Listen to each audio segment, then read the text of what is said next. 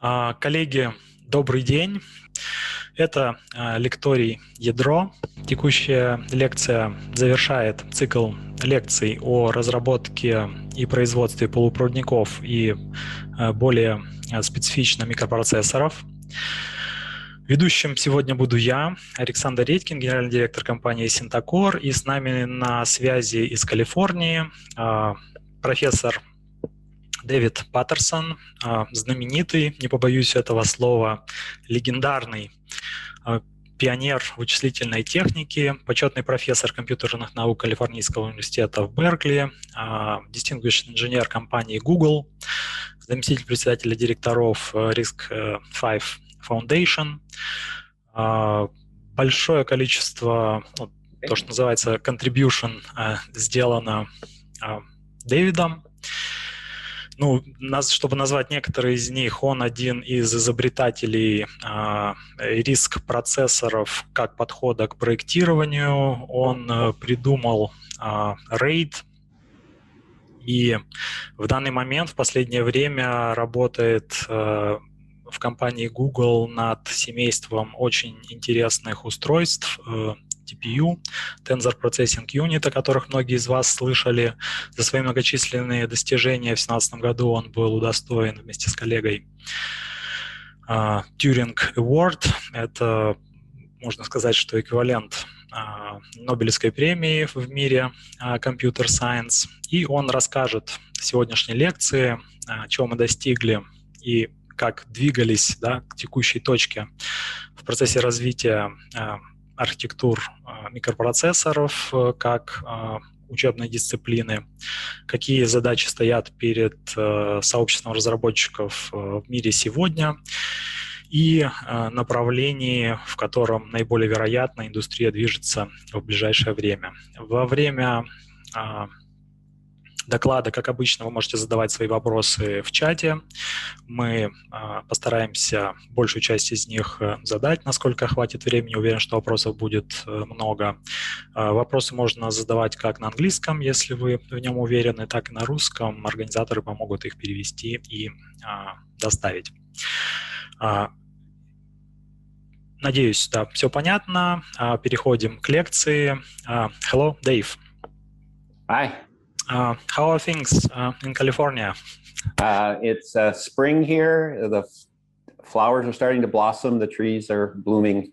It's starting to warm up. Yeah, sounds very nice. First of all, I want to thank you for accepting our invitation. I'm pretty certain it's going to be a great lecture. And without further ado, please start. Thank you. Okay, thank you. And okay, let me just wait a second for my screen so I can see the screen. So today I'm going to be telling you about computer architecture. That's how we design computers. I'm going to give you some history and future directions, and then there's going to be a question and answer period. And then, given my many years in the field, I'll share where I came from and lessons I've learned in my life after we do the question and answers. So what is an instruction set architecture? This is a phrase I'll use a lot. When software talks to hardware, it has a vocabulary. And those words of that vocabulary are called instructions. And then the technical name for that vocabulary is instruction set architecture, sometimes abbreviated ISA. I think of it as the most important interface in a computer because it's how software talks to hardware, how software runs in that hardware. Because software is distributed in these words of that vocabulary, in these instructions of the instruction set architecture. So if we go back way before most of you were born, into the early 1960s, IBM, International Business Machines, had a problem. They had 4 incompatible instruction set architectures, 4 incompatible vocabularies. And each system, besides having a different vocabulary, had its own operating system and even own markets. So what the goal was in the early 1960s is IBM engineers thought, could we build a single instruction set that would address all 4 of these markets? And this system became called the IBM System 360, which was a radical idea at the time.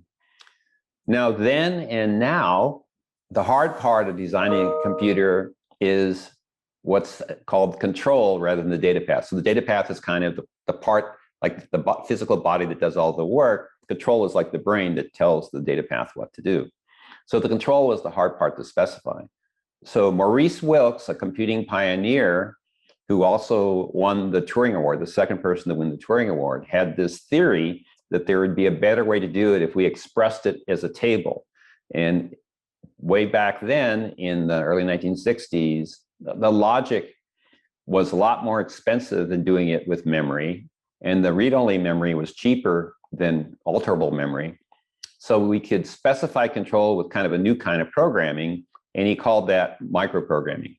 So IBM engineers, betting the company that they could create a single instruction set to address all four markets, relied on microprogramming and announced the biggest event in the history of the company in 1964, a new idea of a family of computers that all could run the very same software because they had the same instruction set architecture, but at many different price points. So it varied by a factor of 5 in terms of cost, and it varied by a factor of 8 in the width of the data path, and big factors in memory. And you can see in today's dollars, this is millions of dollars per computer. So IBM bet the whole company, it was the biggest computer company at the time, this idea called a family of computers would work with a common instruction set architecture using microprogramming, and it won that bet. It completely dominated the large end of computing for many years. One of the leader of that effort, which we call an architect, the chief architect of the IBM 633, is Fred Brooks Jr., and he is also a Turing Award winner for a big part for his contributions to the System 360. So that's what's called back then, and still they're called the mainframe computers, but now we make the transition to using integrated circuits. So in this case, with integrated circuit technology, the logic, RAM and ROM, the memories and the logic are all implemented out of the very same transistors. And so in this case, the altable memory, the RAM, was about the same speed and cost as read-only memory, ROM. And with Moore's law, the doubling of transistors every year or two, it meant the memory for the microprogram could grow, which meant the vocabulary could grow. The vocabulary could have much more complicated instructions. And this enabled what became to be called complex instruction set computers, in that the vocabulary of the computers could be much more complicated. A classic example of this from a company called Digital Equipment Corporation was the VAX instruction set architecture in 1977. And its microprogram, the specified kernel, was much bigger than any of the System 360s, which Moore's law enabled. So we ended up with more complicated ones. Next step from that was called mainframes, and the VAX was a mini computer, is the microprocessor that we know and love today. So the rapid advancement, again with Moore's law, meant that you could put a whole computer, a whole processor in a single chip. Now, the people who are doing that, companies like Intel, weren't experts in computer architecture. They weren't computer science experts. They were experts in electrical engineers in making chips. So they basically copied ideas that they saw in the mainframe and the mini computers. So what they would do is kind of compete with one another and write programs in assembly language to see if they could come up with fancy instructions that the other one didn't have. And it was pretty easy with microcode, which is basically an interpreter inside your computer, to add these instructions. Remarkably, at the time, Gordon Moore, who made the observation of Moore's law in around 1972 or so, and every 73, realized that the instructions that they had, the vocabulary they had, they'd have one chance to replace it. That given Moore's law, we would be able to make a huge advance in processors. The next instruction set that they design, they're probably going to be stuck with for the life of the company. So with his vision, he hired a bunch of PhDs in computer science, sent them next door to California. Intel's located in California, but further away so that they could establish all identity. And this was a very ambitious project. Using today's nomenclature, it went from an 8-bit computer to a 32-bit computer. It was what they called object-oriented. They invented their own operating system, written in a more advanced programming language called Ada, and they even had a security mechanism called capabilities built into the address space. Sadly for Intel, this chip had huge performance problems. It was just too ambitious for the technology that they had, and it was actually, instead of being available in 1978, which Gordon Moore hoped, it was actually 3 years late. So they had to go to Gordon Moore and say, I'm sorry, you sent us up to Oregon to invent the next great instruction set, it won't be done in time. So Intel had no choice. They had to have a 16-bit microprocessor within a year. So they remarkably started an emergency project and gave the small team 52 weeks to come up with a new vocabulary, a new instruction set architecture, and then to build the software and hardware and to build a microprocessor that would execute that instruction set. So an amazing emergency project, which is called 886. So they had that 52 weeks. So how much time did they spend on the instruction set, which I said is the most important interface in a computer, and which Gordon Moore said, whatever we do next is going to stick with the life of the company? 3 weeks. They only had 3 weeks to do that. So they kind of copied their prior computer, be assembly language compatible with that. And that's the instruction set they went with, because they had to immediately get on to building the microprocessor, which is the hard part.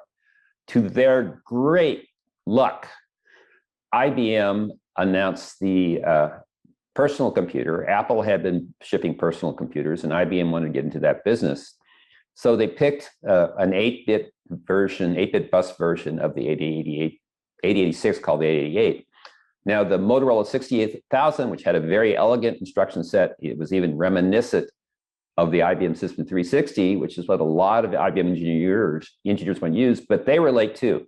They didn't deliver it on time. IBM needed to ship a product, so they went with the emergency 86. So at the time, it wasn't that big a deal because they expected the annual sales to be 250,000 a year, which would have been nice for Intel. But 250,000 chips a year, that's not that many chips, but that would be a modest win. But IBM was wrong. The estimates were wrong. They sold 100 million chips a year in the beginning, 100 million chips. So suddenly, this emergency instruction set architecture, this emergency vocabulary became an overnight success because all kinds of software was developed for this incredibly popular PC, and all of it had to use x86 instructions. So suddenly, what we call binary compatibility, which is what invented by IBM, is that the instructions are shipped as numbers, was for the personal computer software, which was a giant industry, and that was all in an instruction set that Intel owned, x86, it's an emergency instruction set. And by the way, Gordon Moore was right. That instruction set is still the instruction set that Intel uses today, a descendant of that. And there's a picture of the PC. Okay, now let's move forward again to the 1980s, just after this announcement. So what changed in the computer industry is that a lot of programs were written in high-level programming languages, at the time languages like C and Pascal, but there were still some critical pieces of software that had to be written in assembly language. That was conventional wisdom, like operating systems.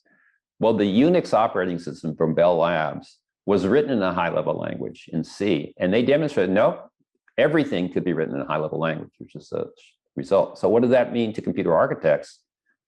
It's not what assembly programming writers write, it's what compilers produce. So you write in C or you write in Pascal or languages like that, and it's the output of that compiler that runs on your computer, not what assembly language programmers manage. So John Cock, a brilliant, kind of a genius at IBM, took a look at these micro-coded machines like the IBM System 360. Now, he had different ideas, what we would call reduced instruction set computer, or RISC today, of using a lot of simple instructions. He said, well, let's look at this System 360 architecture and only use the simple register-to-register instructions, the load store instructions, so similar to his 801. And what happened to the programs if you restricted the set of instructions used? It ran faster. Well, that's a surprise. You have this very elaborate vocabulary, and if you don't use a lot of it, it goes faster. Similar thing happened with the VAX architecture. I told you about this mini computer, which had this giant microcode. They found, first of all, that these instructions took a lot longer in reality than they thought. It was averaged almost 10 clock cycles per instruction. They thought it was about 5. And then they looked at which instructions were used, and they found 20% of the VAX instructions, which represented the majority of the microcode, were virtually never used. So half of the microcode was almost never touched. But again, calling into question, well, what's the value of these complex instructions? And this is the transition from this richer vocabularies with powerful instructions. You can think of it like polysyllabic words to what we call reduced instruction set computers. So instructions of monosyllabic words. So the memory that was used for microcode interpreter in the computers suddenly became an instruction cache, which meant it could change for every application. The instruction sets were much simpler, basically as simple as these micro instructions, just not as wide.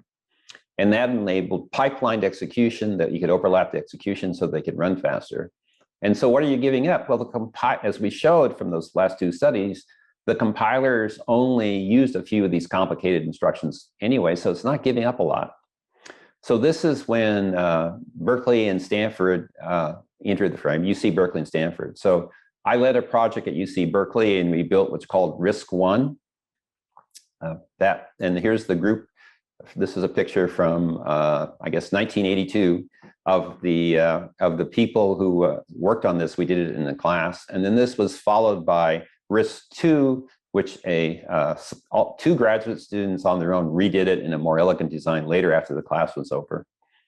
This was followed by my friend John Hennessy and several of his students that worked there, and they built what they called MIPS, the MIPS one. So this was the first 2 RISC microprocessors, the first couple of RISC microprocessors were the RISC-1 and 2 from Berkeley and MIPS from Stanford University. So I can still remember when these were presented at the leading circuits conference in San Francisco. It's the worldwide conference, the International Solid State Circuit Conference, where after a presentation by a Berkeley graduate student and a Stanford graduate student presenting these chip designs, there was this murmur in the audience, kind of a bunch of everybody talking to each other, because it's this remarkable moment in time where a handful of grad students at Berkeley or a handful of grad students at Stanford could arguably build a better microprocessor than what industry could build, faster, cheaper, things like that. So this was kind of a radical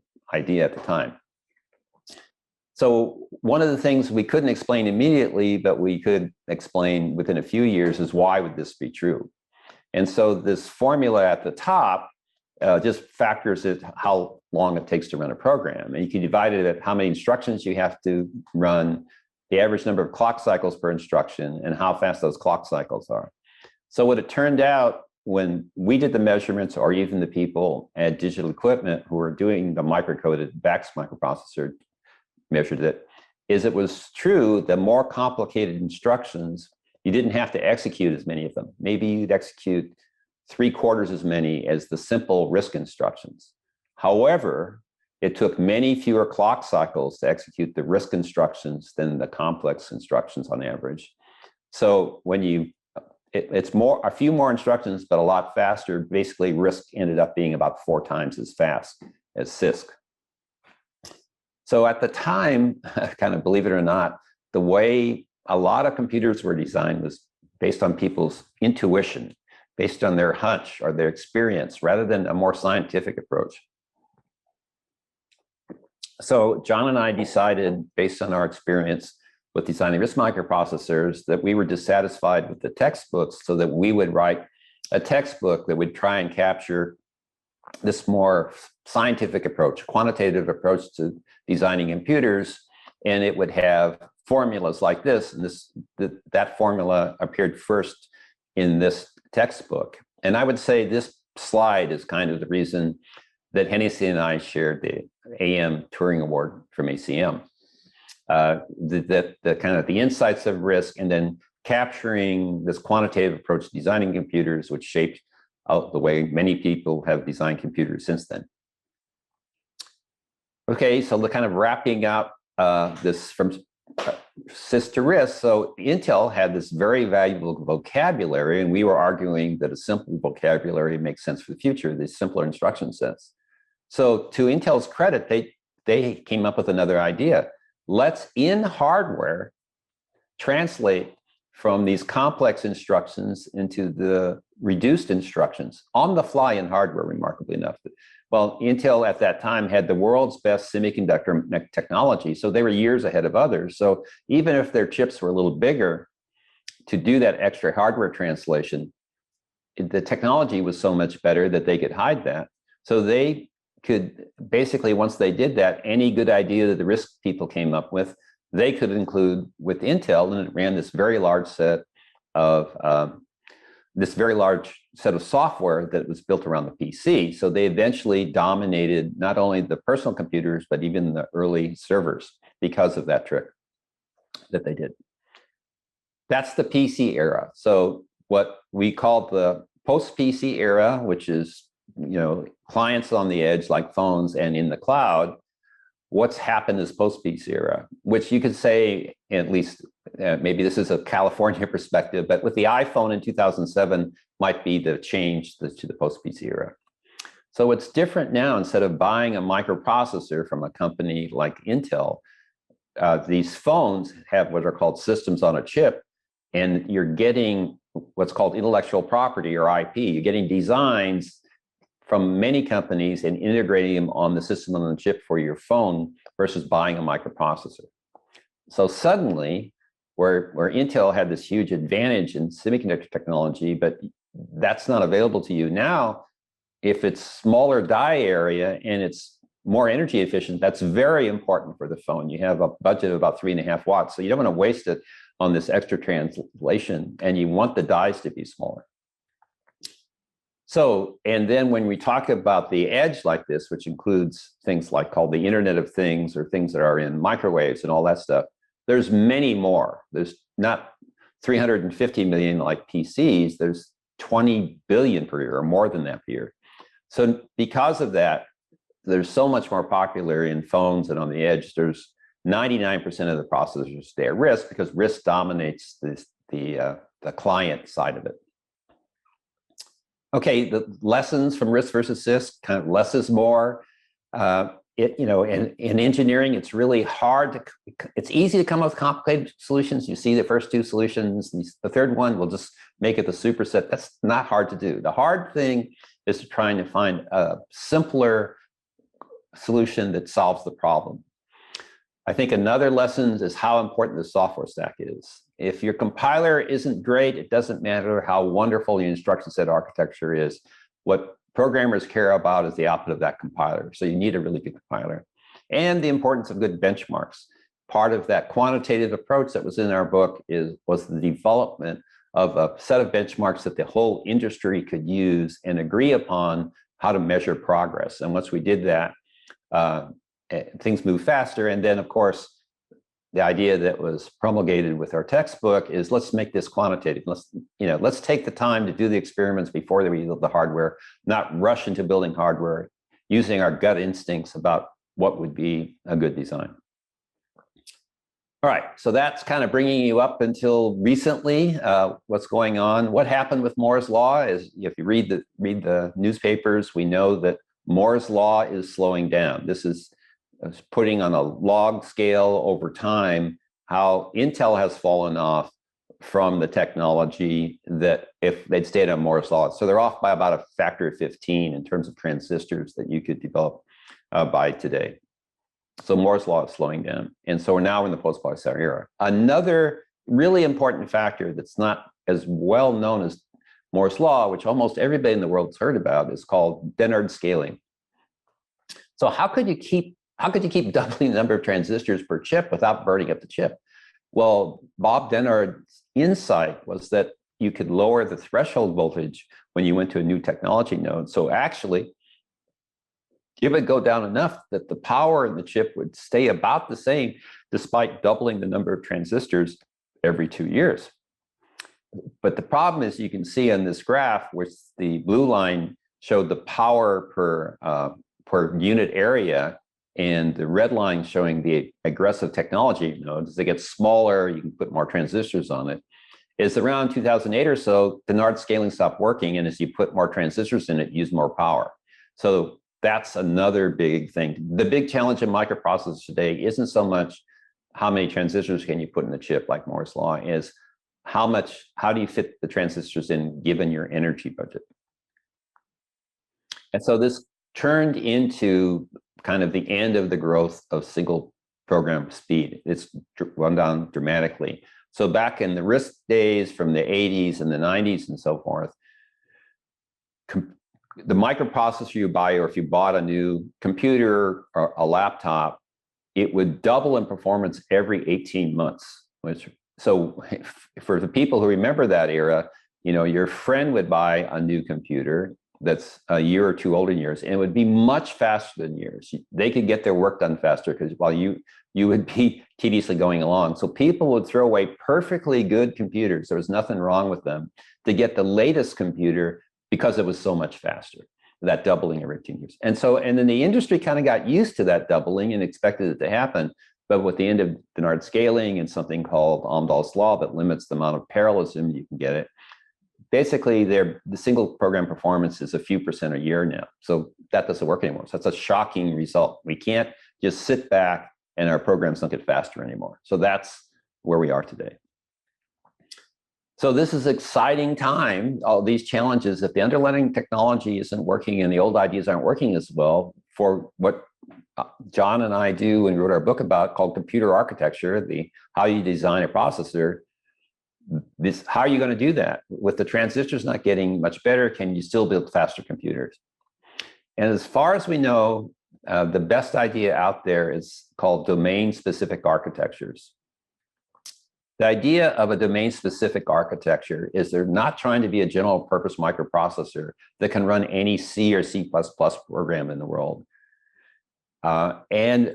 Because it's only running a single domain. So it'll do one domain well, like machine learning or video processing or computer graphics, and it won't do everything. It'll leave that to the general purpose microprocessor. So it's not clear in this new era, it's kind of like this post-PC era of domain-specific architectures, whether the things we learned and are in Hennessy's and my textbook, do those same principles apply to the CPU? So this is, if you're a researcher, this is really exciting. Wow, the world has changed. We don't know what the right thing to do. If you're shipping, if you're a company shipping products, it's a scary time because what you've always done in the past isn't going to work anymore. So interesting times. So Google started working in this one area called machine learning or neural networks, deep neural networks, in 2013. And what the idea of these deep neural networks is, you're going to do a very intensive calculation, typically matrix multiply, to be able to do the desired output. And in this neural network model, you're trying to learn the parameters. So your machine learning is a bottom-up approach to artificial intelligence. Kind of traditional AI, from the top down, you write the rules. The machine learning approach to artificial intelligence, you can't do that. Basically, the insight, it's hard to write a program to be clever. It's easier to write a program that learns to be clever on its own. So you give it, in this case for deep neural networks, labeled data, and it learns the parameters for these models that are acting like neurons. So Google's been using these tensor processing units since 2015. And so what I'm going to do in this next phase of the talk, so we've talked about computer history and RISC, the current technology. Now I'm going to talk about domain-specific architectures for the next part of the technical part of the talk. And now you can use domain-specific architectures both in the cloud and at the edge. I'm going to be talking about using it in the cloud because that's where Google is doing all that work, where most of the TPUs are put, because Google provides services, like search and email and all kinds of things, but those are cloud-based rather than edge-based. But you could do the same thing for the edge. It's just that I haven't been working in that area. So why did Google get into this in 2013? Well, they were early adopters for this machine learning deep neural network stuff. And they postulated, suppose 100 million users of Google users started using their phones 3 minutes a day to do translation, to go from English to Russian. Suppose that happened. Well, they would have to do that work in the cloud. And they said they would have to double Google's cloud. So not only would that be hugely expensive to have these data centers over the world with thousands or tens of thousands of computers and have twice as many of them, it would take a long time to do that. So they started an emergency project, which we call the TPU, or in this case, the first one. And they had 15 months, kind of like the Intel emergency I told you before, to come out with the first chip before this crushing workload showed up. And so the goal was to be a factor of 10 better than what you could buy off the shelf. And this is a picture of what's called TPU-V1. This is one of the cards, and you'd have 4 of them per computer server, and then lots of course, thousands, tens of thousands of servers in the data center. So if we look at the data path of the TPU-V1, it's really different. The biggest part of the difference, which is highlighted in blue on the right, is the matrix multiply unit. So instead of having, say, 16 or 32 adders like you'd have in a modern microprocessor, the TPU-V1 had 65,000. It could do 65,000 multiplies and accumulates in one clock cycle. The clock rate wasn't that fast as 700 megahertz, but the amount of work it could do per clock cycle was amazing. So 90 trillion operations per second. And this is many times as many as you can see. It also would have special purpose memories. There was accumulators were 4 megabytes of accumulators. That's really a lot. And then it had the buffer storage of 24 megabytes, which was much more storage than contemporary CPUs and GPUs would have at the time. And then its external memory was using the DDR interface. So that was where the weights or parameters I talked about, you would keep that.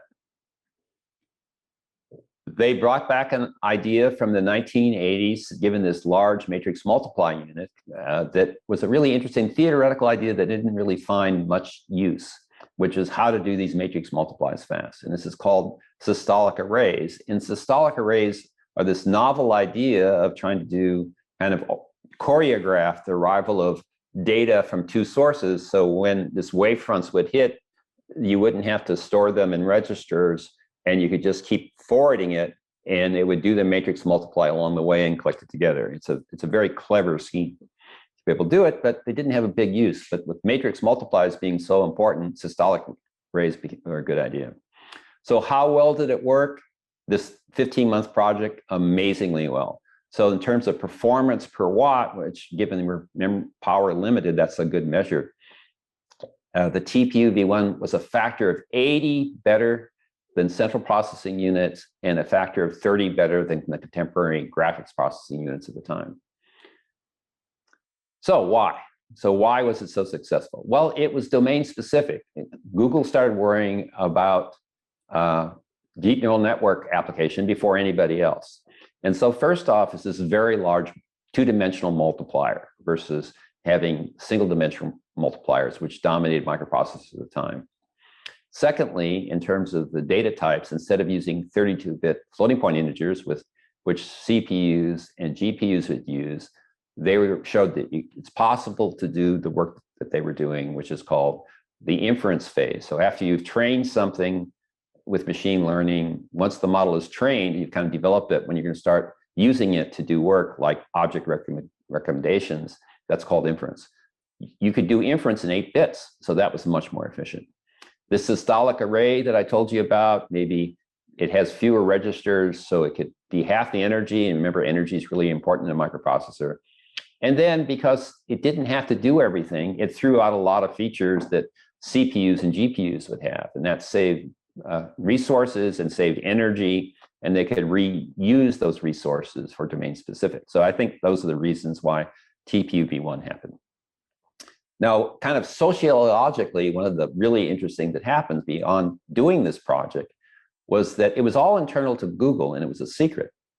So before I joined the company, the CEO of Google, Sundar Pichai, decided they would tell the world about it. So they have an annual event, typically in May, and what's going on at Google. And so in kind of almost a Steve Jobs moment, that when he would announce something new, he'd say, oh, just one more thing, and then make this big announcement. It was almost like that. Just in the middle of Pichai's talk, he said, by the way, we've been running TPUs in our data centers for more than a year, and we've been able to deliver more than a factor of 10 performance. By the way, just slip that into his talk.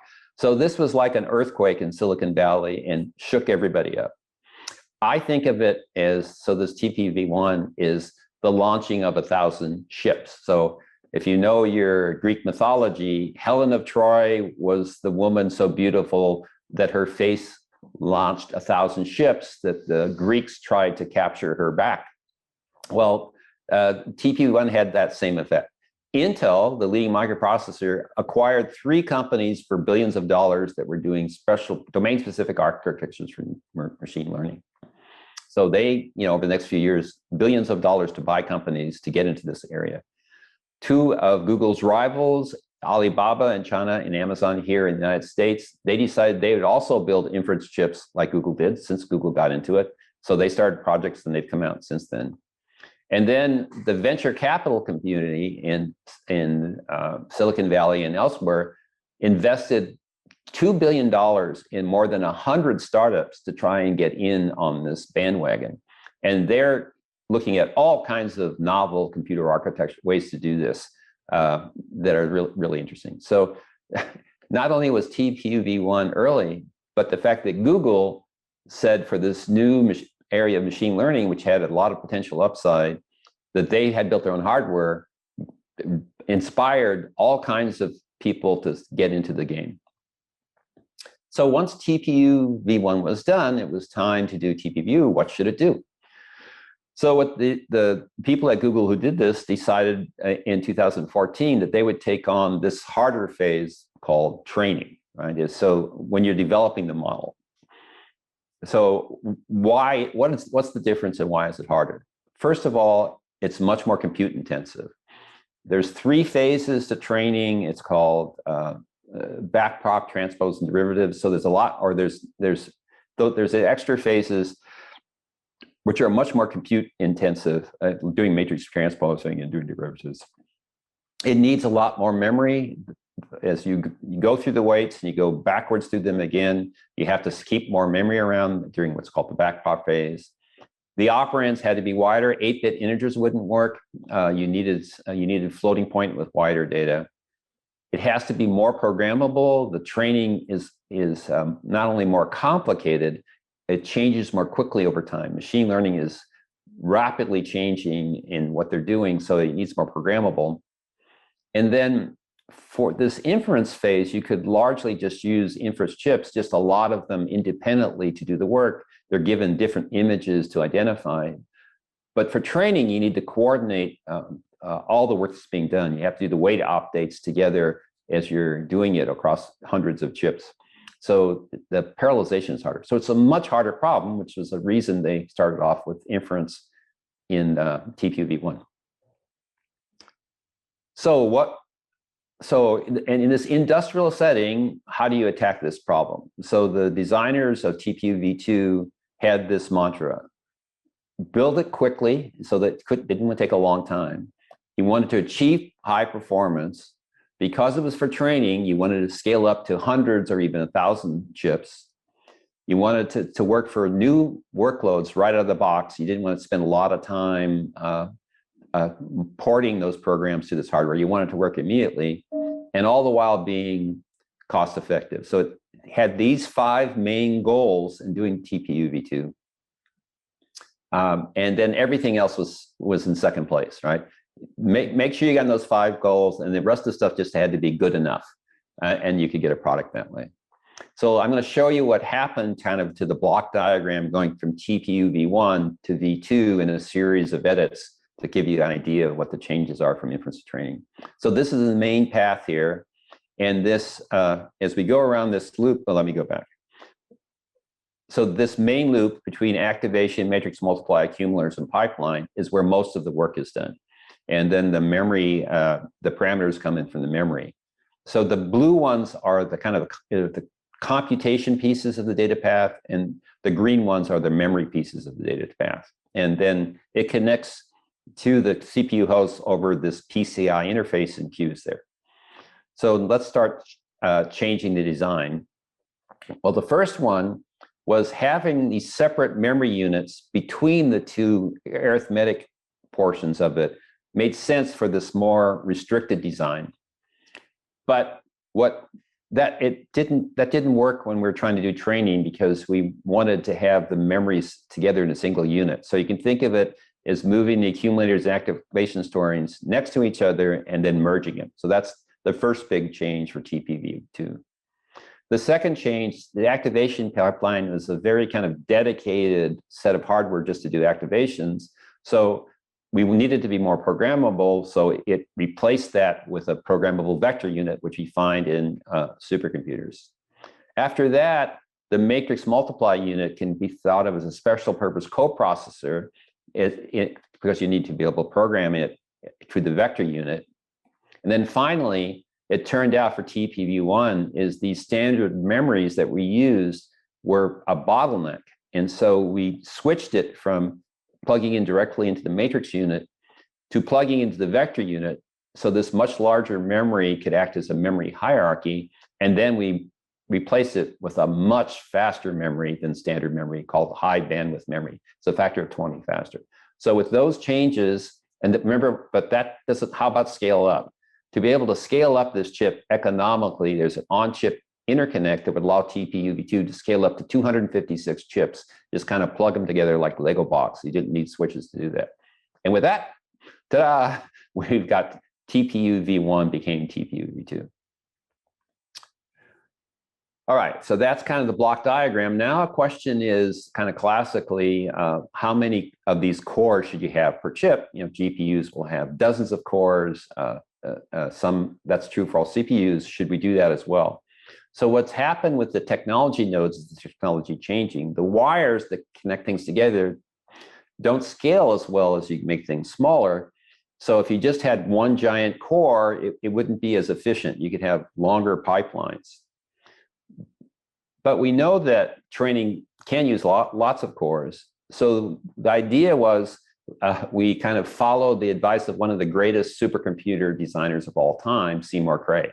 And when asked about his designs, which had big, powerful cores versus lots of little cores, when he was asked about it, he said, if you were plowing a field, would you rather have 2 strong oxen or 1,024 chickens? And so we followed his advice and went with 2 strong oxen. So we have 2 cores per chip. By being smaller, they didn't have the excessive latencies of one big core. And we also thought it made it easier to program by having only 2 cores per chip than 1,000 cores per chip. It's harder to be as efficient with a lot of cores. The next question is, what about the arithmetic? Well, TPUV1 was very successful with having an 8-bit integer multiply that would accumulate in 32 bits, but that would be too expensive for TPUV2. So it looked at, and now on the other hand, with floating point arithmetic, 16-bit can be much faster than 32-bit floating point, maybe 8 times faster. So we would like to be able to get our work done with 16-bit multiplies, floating point multiplies, and 32-bit accumulates. That would be much faster and more energy efficient. So the Google engineers did a bunch of experiments, and what they found that when you do that accumulation, it did have to still remain to be 32 bits wide. But when they did the 16-bit arithmetic, that if you reduce the exponent to 5 bits, is what you do in the IEEE floating point standard, that just wasn't enough bits. You could only, the range was too narrow, so you hurt the accuracy. However, chopping the mantissa down to 7 bits was okay. So Google adopted what's called brain float, which has a big exponent, but a small mantissa fits in 16 bits, and that was a really good idea. It turns out that most of the area is for the multiply unit, and the multiply unit is a function of the size of the mantissa. So The brain float has a much smaller mantissa, so the multiply unit was much smaller, so it saved energy and it saved die area. And it turned out it's easier to use. To be able to make this small exponent work, you have to do scaling in software so that you don't underflow or overflow your designs. But that's extra work for the programmer. So it's one of these remarkable results that are easier for the software and easier for hardware. And Intel recently verified that. And as a result, virtually all companies have said, we're going to start doing brain float in future CPUs designs, ARM, Intel, lots of startups. So it's kind of where imitation is the greatest form of flattery. So the Google designers are being flattered by the popularity of the brain float format. And then the way this actually, so let's show how the TPU V2 actually looks. Every chip has a router on it, so there's not an external switch. The routing is in this chip, so that's how you can plug these together kind of Lego-like to do that. So there's actually 4 of these links per chip, and they're very fast, 500 gigabits per second, and they can be assembled in a 2D torus to make, which works well for the communication patterns that you need for machine learning, particularly the all-reduce. Here's a floor plan of the chip, and what you can see is the vector unit in memory is a big piece of it, but the actual matrix multiplied there in blue are relatively small, and it's split in half because there's 2 cores per chip. The yellow corners are the cost of the interconnect, which are called ICI, to let this thing scale up. You can see they're not very much of the chip. So it was a very economical way to build the scalability into the TPU V2.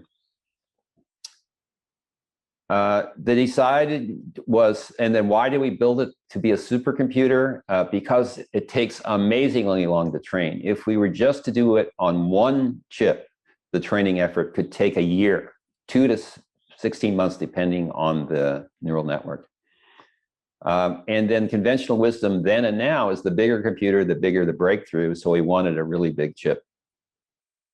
Now that proved wise. Our colleagues at OpenAI wrote a paper a few years ago, and they looked at the bleeding edge, as we say in English, the very latest architectures, and they have been doubling at an amazing rate, going up in the size and complexity of the computation, a factor of 10 every year. As you remember, Moore's law would grow, it would double every 18 months, so that's only a factor of 10 every 5 years. This was factor 10 years. So there's this tremendous appetite for ML computation. So building scalable supercomputers was a good idea to do.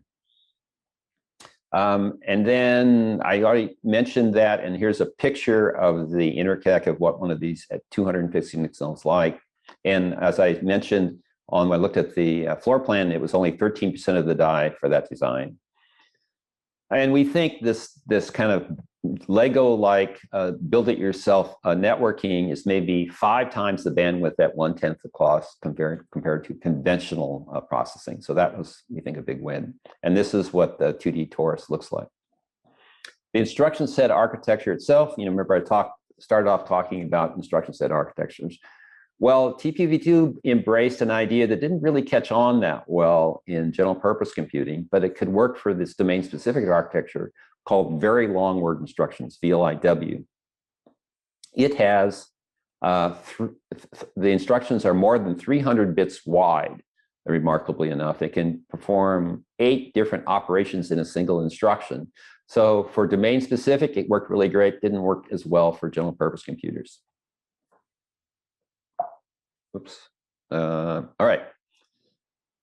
Not only did Google do TPU V2, but they wanted to do TPU V3 as well. And so we'll show that evolution again based on this is the TPU V2 line. They didn't want to, they did a really good job on TPU V2. They didn't want to waste it, and kind of what's sometimes called the second system effect is putting everything in when you were careful that ruins the next design. So they did a careful set of edits to improve it, and I'll show you that.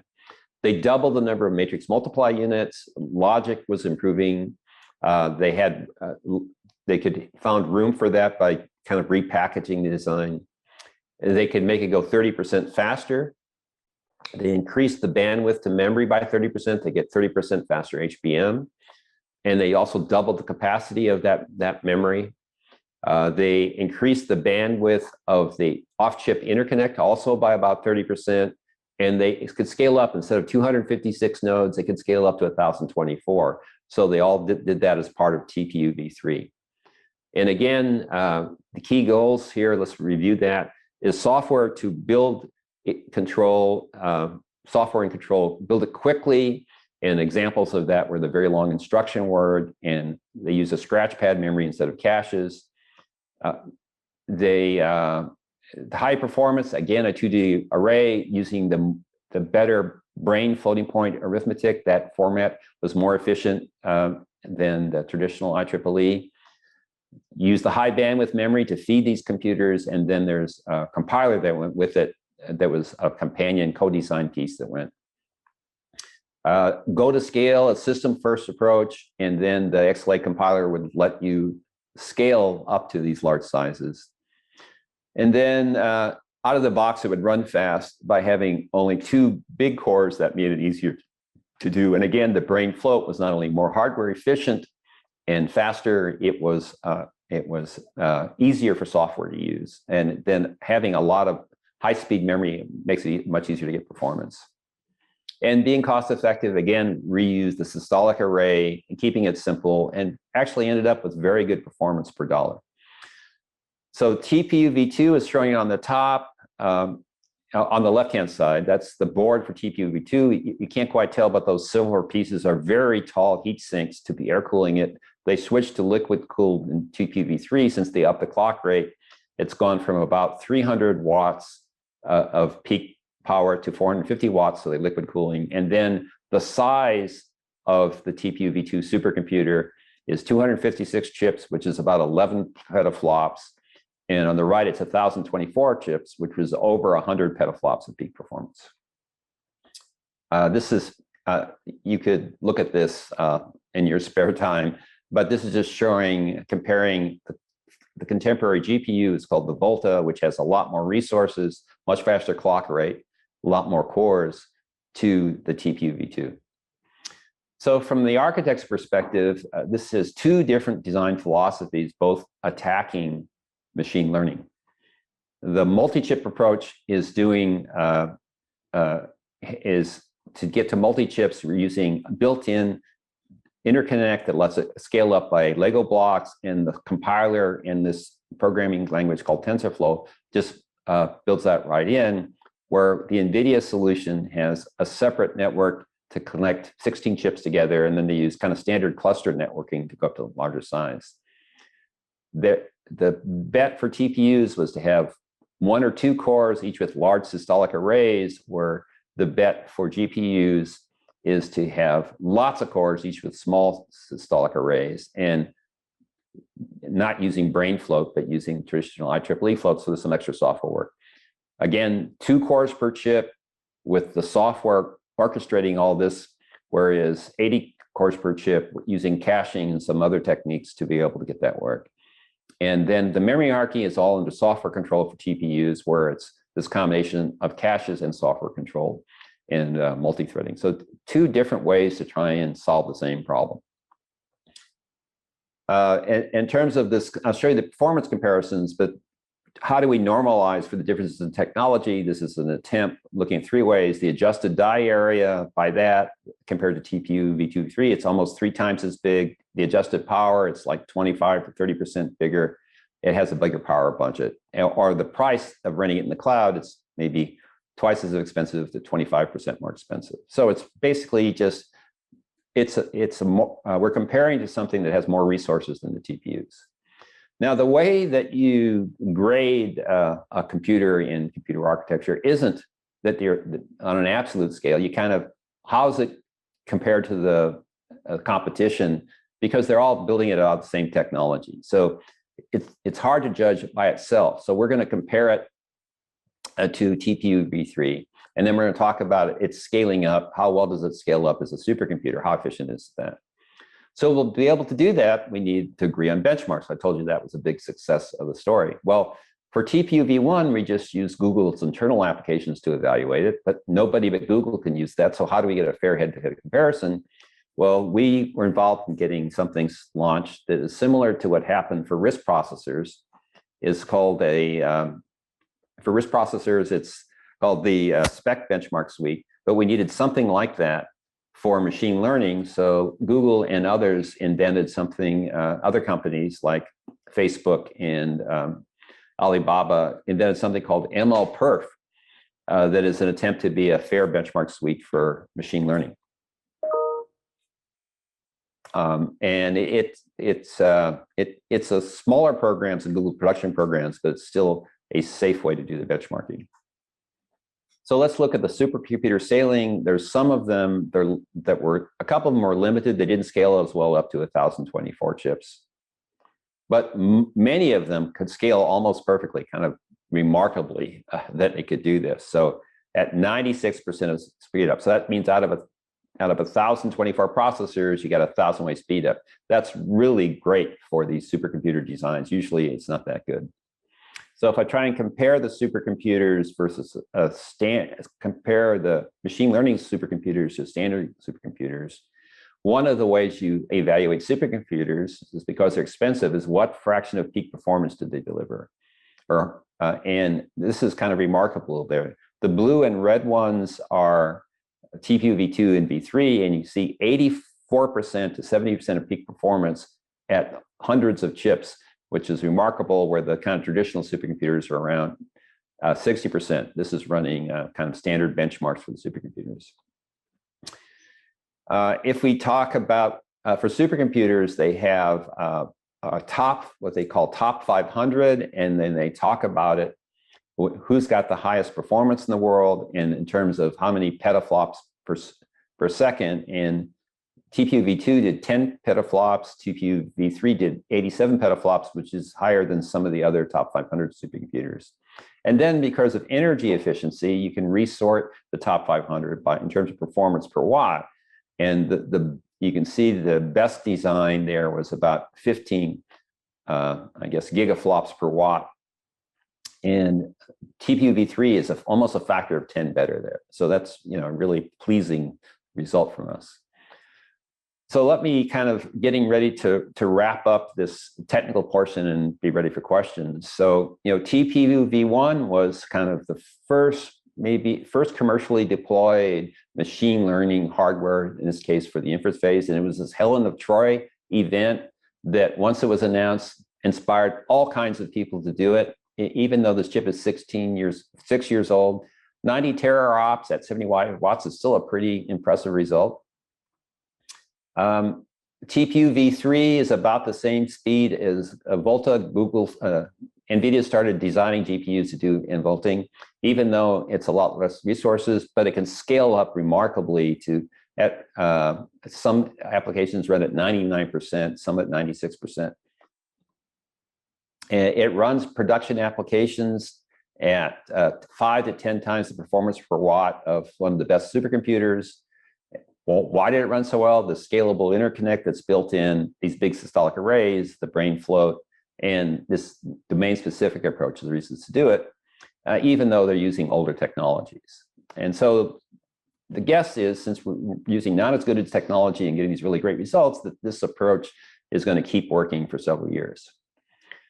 So last slide is this is a really exciting time, particularly in machine learning. It's what's different from the past is not only is the architecture changing. Well, the three things are different fast. Moore's law is ending. Dennard scale has ended. That's a big change. We're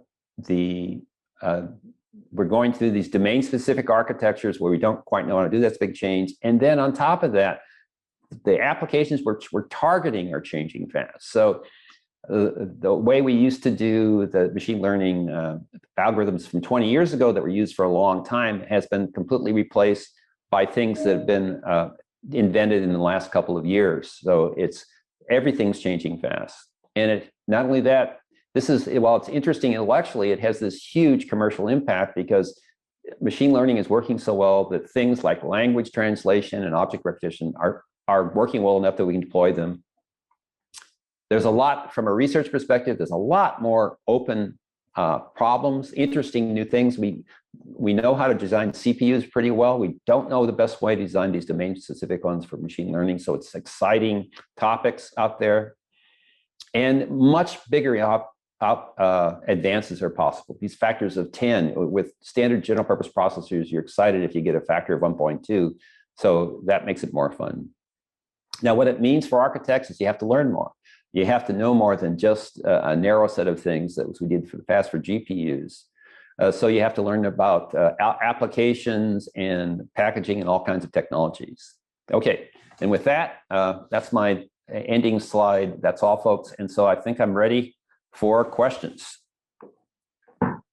Okay, I hope you can hear me well. First of all, Dave, I want to thank you for the very interesting and insightful lecture. I was specifically keen to hear about some details about behind TPU projects. So now we can turn it to the Q&A, and I'll switch to Russian in a bit. Уважаемые зрители, хочу напомнить, что мы сейчас переходим к секции вопросов, и, пожалуйста, задавайте свои вопросы в чат. Я вижу, что большое количество их уже мы получили. Все время, которое у нас отведено, мы постараемся максимально использовать для того, чтобы эти вопросы задать Дэйву. Можно и по-русски, и по-английски писать. Если по-английски комфортно, лучше делать так, позволит нам сократить время. Okay, so Dave, I'm going to start reading questions. So I like this one specifically. So it's from anonymous attendee. So the person writes, first of all, thanks a lot for your lecture, obviously. And then, what do you think about IA64? We know VLIW architectures, rely heavily on the compiler quality. It's everything how well you can generate code. So what is your personal opinion? Was it really not willingness of developers to optimize the code for IA64, or some architectural faults underneath which didn't allow that specific architecture to fly? So your personal opinion. Great question. Great first question. So what makes this such an interesting time is ideas that failed for general purpose computing failed disastrously, like IA64 with the VLIW instruction set, just didn't work for general purpose computing. That their problem was that VLIW can work for a narrow set of applications, typically for scientific computing. But for general purpose computing, their claim that compilers could handle all that you would have these very wide instructions, and compilers could take C++ programs and use them efficiently, proved to be false. I think the paper that Hennessy and I published that has the title of this talk cited Donald Knuth, a Turing Award winner, and said basically the hoped-for compilers for IA64 proved to be too hard to build. Now, but what's happened with domain-specific architectures is they don't have to run all the programs in the world. They can run very narrow set of programs. So it turns out VLIW can work great for domain-specific architectures because of the narrow focus. So TPU v2 uses VLIW, and in fact, some of the people who were on that compiler team worked for Hewlett-Packard or worked for Intel, and were participated in the failure of IA64, but they learned how to use VLIW, and it made sense in the domain-specific context to be able to do that. So and there's a bunch of other ideas that people are trying that failed in the past that we're able to work today. Okay, thanks. So to summarize, you are saying you do not believe generic efficient VLIW compiler is possible, and Intel folks can be sort of rehabilitated.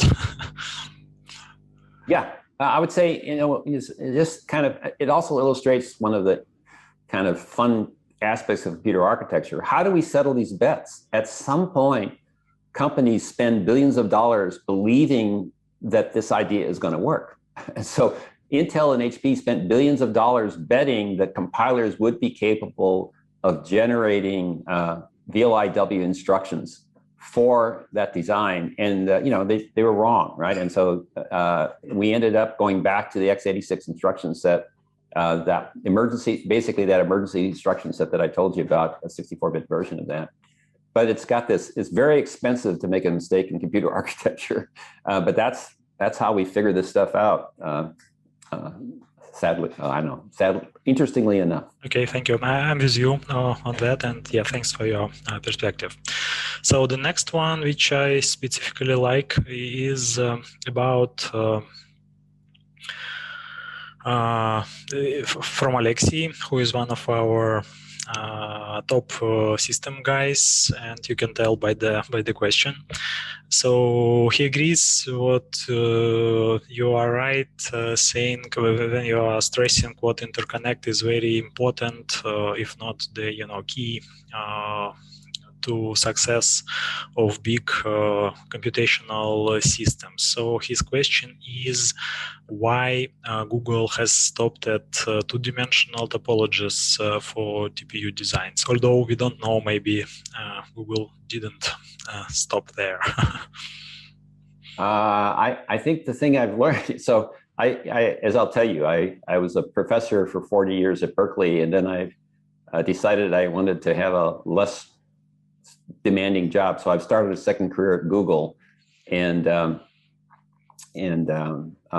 have to, as a professor, I could say anything about anything in the future. As a Google employee, I have to be careful talking about the future. But yeah, there definitely are.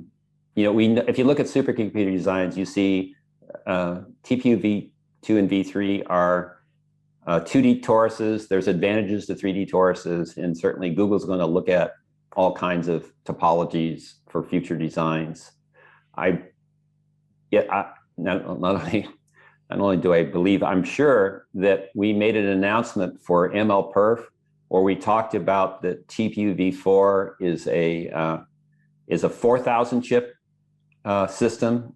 So for TPU V1 was 256, TPU V3 is 1,024, TPU V4 is 4,096 chips. I'm not sure what we revealed about the topology. I would look online to see what was said. I think you are hinting pretty heavily on that. So yeah, we will check and see. We will be looking out for more announcements in that area. Thanks. So next question is, are there some new ways of computing on the horizon?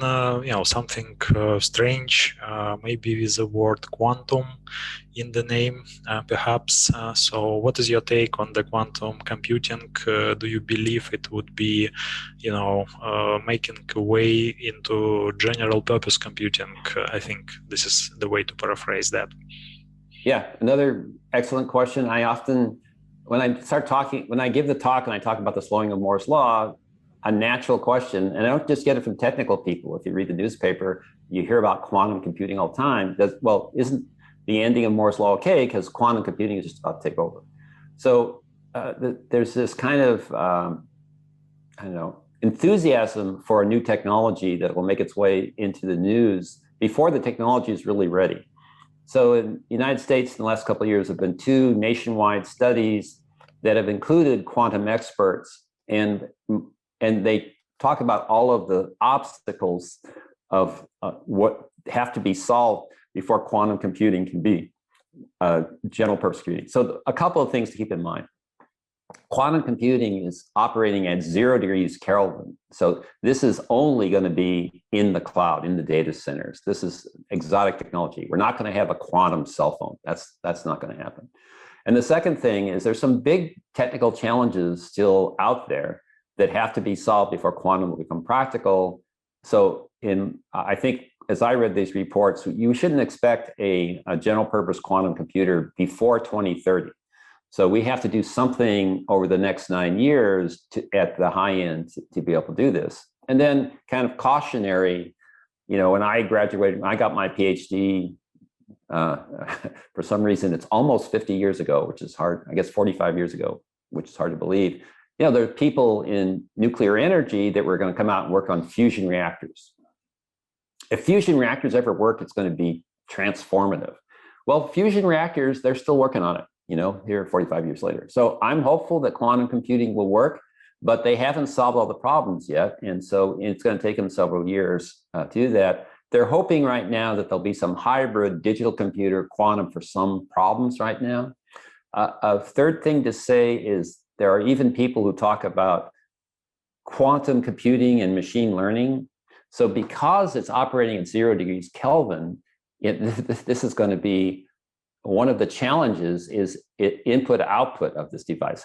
There's not quantum I/O devices, so this is a computation. So the ideal application will be something that has a little bit of input and output and a lot of compute. So an example of that is cryptography, which they talk about. How could you crack cryptographic codes? That's perfect. Machine learning is all about data, right? It's a lot of computation, a lot of data. So that's going to be hard to be an early application for quantum computing, because how do you get lots of data into that chip over when it's at 0 degrees Kelvin and you have to interface to it? So I think if we're fortunate, we'll have it in the data center for things applications that don't need a lot of data. And I'm sure there's important problems, but my guess was success will be kind of a niche. There'd be a class of programs that kind of amazing. You can't believe that you could do that with a computer that we couldn't do today. But there'll be a lot of problems that will remain done in the data center using conventional computing. And that at the edge, it's going to always be conventional computing. Quantum that won't play a role there. Okay, yeah, thank you for that. I do sort of follow quantum computing space on a side out of curiosity, and yeah, my perception, I agree. What this may be, non-traditional example of domain-specific success, at least initially. So yeah, I share that opinion. Thank you. So I see multiple questions of the same type. First was by Nikolai, I believe. So to rephrase and summarize, we obviously see big waves of DSA architecture in the IA and more specifically neural network processing space. I'm pretty certain you sort of follow space from the architectural side. What do you think would be, or maybe is currently, another or next practical domain where DSAs would be successful or deployed at scale? Do you have any forecast of that kind? Yeah, applications aren't my expertise. This was just fortuitous timing. What basically happened in machine learning is as a field, they went from everybody having their own way to measure evaluation performance to agreeing on benchmarks.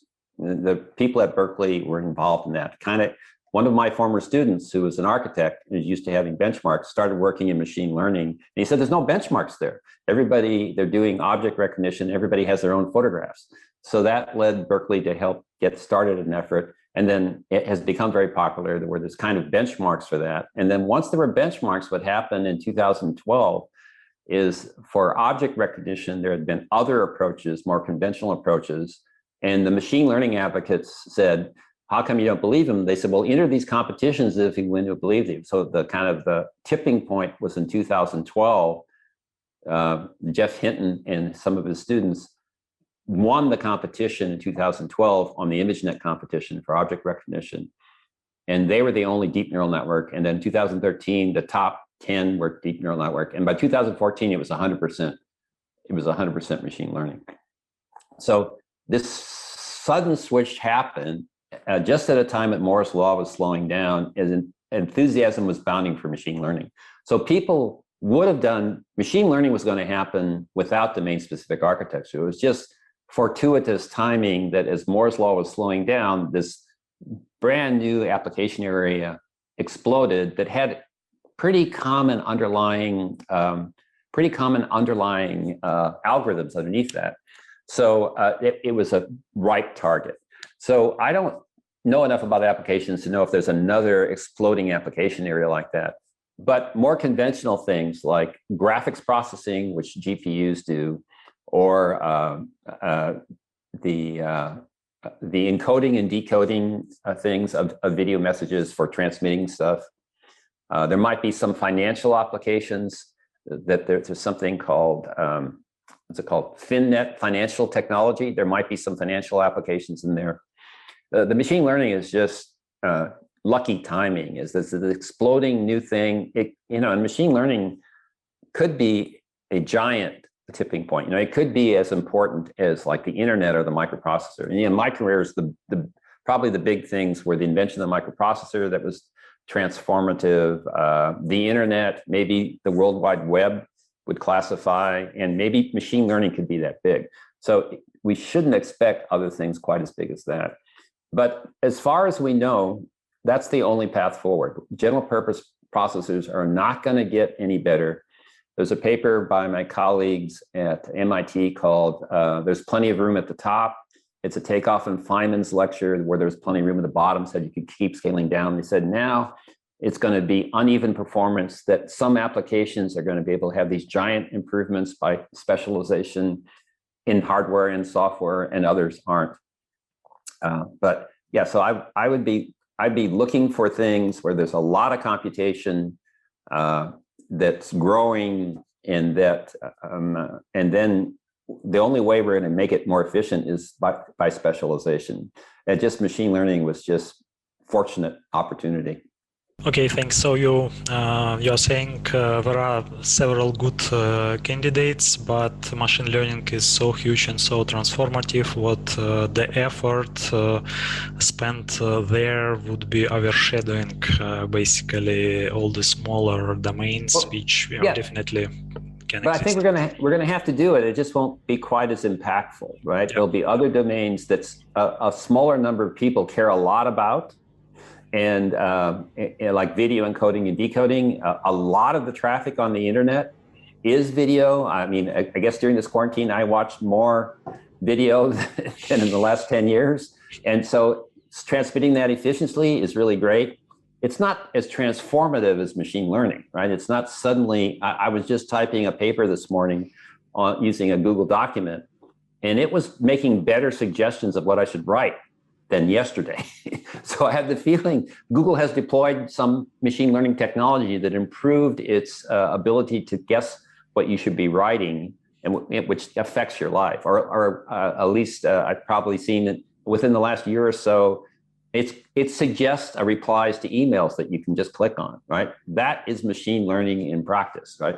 So I probably, if it improved the video transmission rates, that would let me see fancier movies, but it's not as obvious to me as when I see kind of intelligence show up unexpectedly in applications I use. But that's an editorial comment there, I guess. Okay, thanks. So the tail question to that entire DSA discussion is what, in your opinion, would be the last domain for the universal general purpose traditional CPUs? So what would be, the longest standing domain? Well, things like compilers, really important programs like compilers, operating systems, user interfaces, that stuff's not going away. It's hard to imagine a domain-specific compiler architecture or domain-specific operating architecture. I think you could invite me back to give another lecture, but for the general purpose design, I'm very excited in spending time on this idea of an open architecture where instruction sets have always been proprietary. So there's this thing called RISC-V that honors the prior RISC projects at Berkeley, which is an open design that everybody in the world can work on. It's being built in, people in Russia are working on it as well as every other continent. And this is a new idea, bringing the success of open source software to hardware design. So and the people who are working on this, it's kind of like a religious fervor. They just kind of believe, people like the idea of an open architecture. So I think for a bunch of standard software that's really important, we may be able to make the transition to an open architecture. And if you have an open instruction set architecture, you can even have open source hardware that we could have people around the world collaborating on open source hardware designs, just like we do for open source operating systems and compilers. So that could change dramatically because it's going to be open and open source, even though the architecture itself, ideas wouldn't change very much. But then kind of this vision of the future where you have the open architecture where you might even get open source implementations, and then you'd add your secret sauce. You'd add the accelerator to that. So most of the kind of the cost and performance would be spent in the accelerators for video and for machine learning and for transmission or some compression. Encryption would be another example of these accelerators. And then this piece would be open and potentially change much faster and much more cheaply because it's an open architecture. And there's plenty of software, important software that has to run on the general purpose computer. So you could, depending on your marketplace, think, well, most of the value is in the accelerator, but practically to ship a product, you need the rest of it. But that might be much cheaper because of that. And then another area that's going to be really important in the general purpose microprocessor is security. I'd say, I think anybody my age in computing is embarrassed about how terrible security is today. One of the exciting things that is happening to me is that my security colleagues are often complaining about other people screwing up. With RISC-V and open architectures and field programmable gate arrays, you can get a working hardware software stack and make changes to it and put it on the internet and see if it survives attacks. And in fact, there's just a brand new result that I'm excited about that was done out of University of Michigan, where they have, it's called Morpheus. They just did a press release, and they came up with a novel idea. They're encrypting the pointers and taking advantage of some flexibility in the address space. And if they think there's an attack underway, they change the underlying microarchitecture rapidly, and they put it on the internet and subject to 500 people attacking it, and nobody hacked it. So even though they have standard software, which obviously has a bunch of bugs in it that lean vulnerability, by innovating under the instruction set architecture, they've been able to build a so far hacker-proof hardware, which is a bold thing to say. And this was enabled by RISC-V and the open architecture to let them do that, because step one, you had to build a whole software stack and instruction set architecture to do the test. That's so big a lift, you may not have done it, but they were able to do that with RISC-V. So I think it was Todd Austin at the University of Michigan and his project for Morpheus, you could probably find out about it. But I think this idea of innovate, we're not restricted anymore to what Intel and ARM are willing to do, that people can get in there and innovate on their own, come up with important ideas and demonstrate that they work, rather than step one is you have to talk big companies into changing their proprietary instruction sets. But like I said, that's a preview of the next lecture I do in Russia. Okay, yeah, hopefully, we can be part of that and can hear that. Okay, so thank you. I think to summarize, you are saying what this exciting new trend with open architectures and open hardware can prolong life of general purpose CPU and sort of let them protect the turf because it really enables innovation and allows much more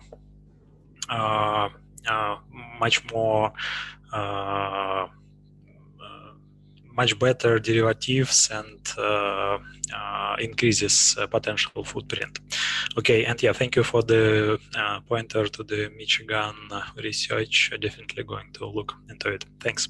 So we have a whole bunch of questions related to TPU. There are multiple of those, and I think if I can summarize those, maybe you can comment. We obviously know what it is being made available to the public. You can deploy some of your loads, workloads through the higher level APIs, I believe. But questions which we are getting, if you know how open the architecture details are currently, and what are the plans in that regard. So, for example, can we learn specifics about TPU ISA?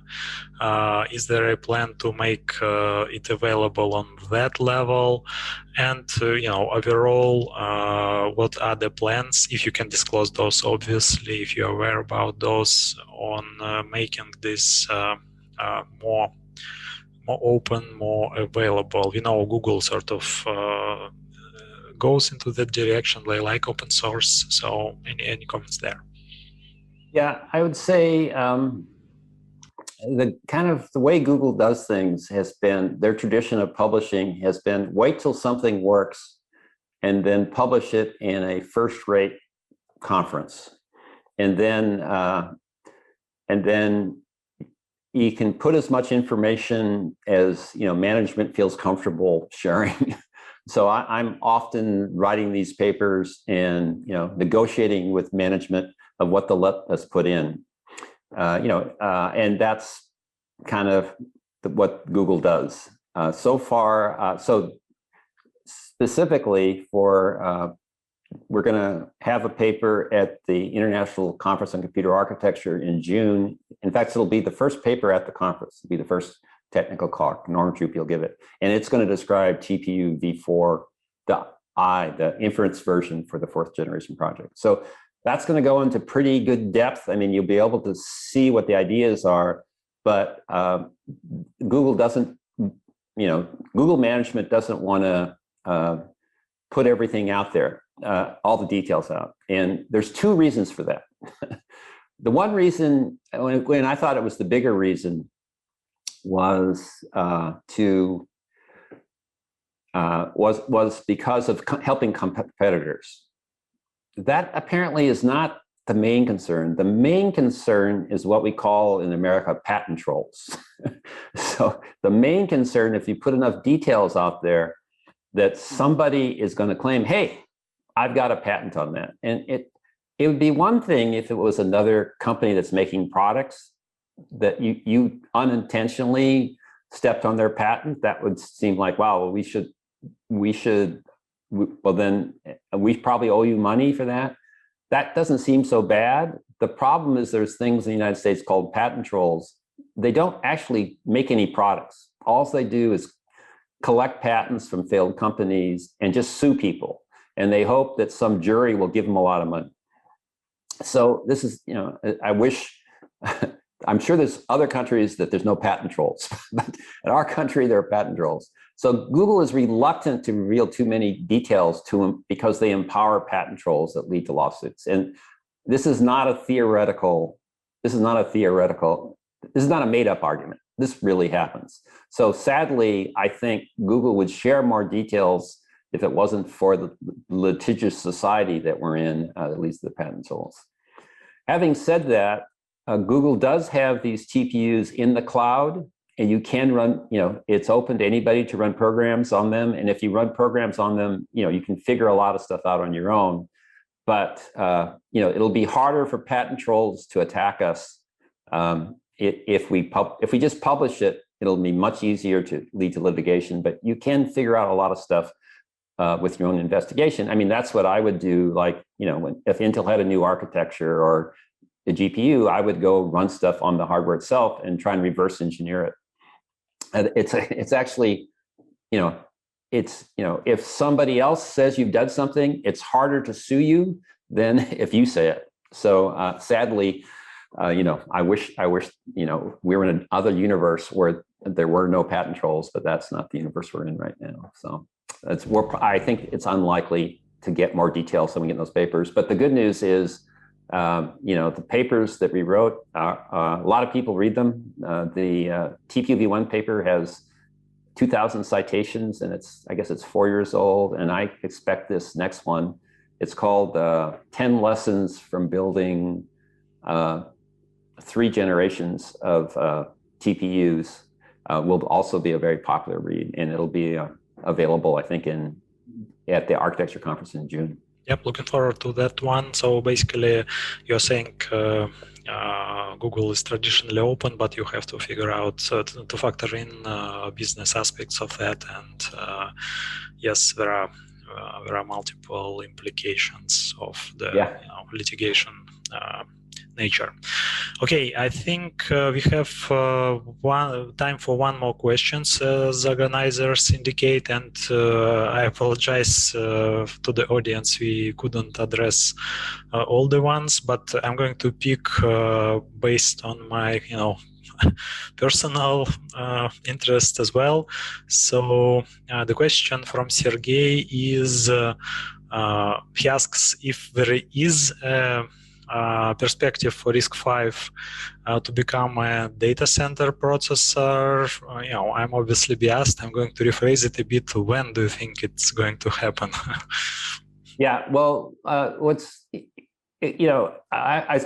me say a couple of things. Berkeley started RISC-V just about 10 years ago, and during the quarantine. So I and my granddaughter did a video using Zoom to be able to capture people's opinions. And I think if you search for it on the risc5.org, you can learn about it.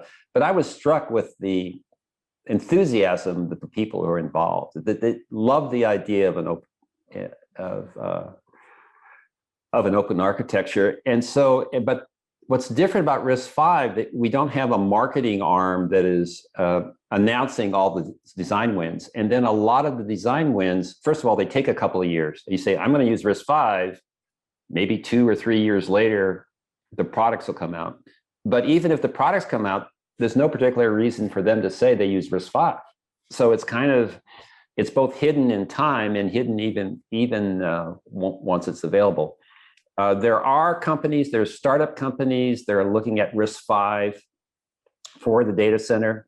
They see that as an opportunity. I just talked to one of them. I know there's efforts in other countries. This was the startup companies in the United States. I know there's efforts underway in other countries where they think RISC-V in the data center. One of the concerns about proprietary instruction sets is they can get sold. They can get bought and sold, and they might get bought and sold by a competitor. So that kind of scares people. Kind of remarkably, kind of bringing the story all together, is MIPS was the company John Hennessy founded. And they just announced maybe 2 weeks ago that they're going to start building RISC-V cores. So that, the kind of the MIPS is that market has shrunk, and they're more excited about RISC-V. So there's at least 4 companies that are building RISC-V cores, and at least 1 or 2 are targeting the high end for the data center. So I think in 3 to 5 years, it's going to be pretty clear that RISC-V is going to be it won't have won in 3 to 5 years, but it'll be on path to have won within 3 to 5 years. And I expect it to be, everywhere. I expect it for Internet of Things, certainly in the data center, lots of edge devices. The phone's going to be a hard one because most phones run either the Apple operating system or the Android operating system. Until those would have to be ported to RISC-V for that to be viable. That'll probably be down the road. But if we leave those out, there's billions of chips being made for these other marketplaces from the cloud to the edge that I think RISC-V is going to be popular. And one of the technical reasons is what we talked about, is specialization. Is right now the proprietary instruction sets for their high-end designs, particularly the 64-bit designs, you can't add special instructions to it but RISC-V, we knew that was going to be something 10 years ago. So it's easy to do in RISC-V. So, and there's a bunch of other business and technical advantages of RISC-V. So my prediction is what's 20. So I think in 2024, it's going to, maybe people will look at the RISC instruction set and say, boy, it's got the greatest potential in the future, that we would expect more design wins to go to RISC-V starting in 2024 than for other instruction set architectures, 3 to 5 years, something like that. So we'll see. We'll see if I'm right, but I think that's the time frame. I'm with you on that, totally. I'm very enthusiastic, as you know. That's why I'm sort of investing all of my efforts in that area. So yeah, I do think it is already happening. We even see some glimpses in the public space. They are I forgot the Barcelona supercomputers effort. That's probably going to use RISC-V. So that's building the highest end computers there are, right? So there's a lot of momentum behind it right now. So I appreciate your opinion. Like 2024, becomes a reliable choice which sort of stand ups, and 3 to 5 years we do see it like deployed and scale. The proportion of the market remains to be seen. Although I did see some pretty bold forecasts by marketing estimation agencies and some venture people. They go as far as to claim in 10 years we are going to have non-x86 dominated market in the data center. They put it carefully for the ARM and RISC-V together, but I've seen like 75% in 10 years non-Intel, non-x86. Well, give you an example. I think it was yesterday or 2 days ago, Google announced that they hired a bunch of people in Israel to build chips for the data center. You can read the announcement, and I think they say what they're doing. I think they're saying that they're doing it. Well, they're not doing it. How about this? They're not doing x86. I'm pretty sure it says that. Yeah. Amazon has already announced ARM in the data center, and they're selling that product. I think Alibaba has as well. Alibaba's also done RISC-V. So yeah, it's kind of shocking what's happened to Intel. Is they used to have the world's best semiconductor technology. Now they're maybe behind, and that their once dominant instruction set architecture is showing weaknesses in lots of markets. So it's a surprising turn from this company that used to dominate the microprocessor industry. Yeah, coming from Intel, it's sort of sad for me a bit, but I'm rooting for Pat. Hopefully, he would be able to get it around. I sent him a fan letter, hoping that, rooting for him personally and rooting for Intel to rebound. I'm hoping that'll happen. Okay, with you on that. And with that, we are concluding our Q&A session. Thanks a lot. Was very interesting, very insightful.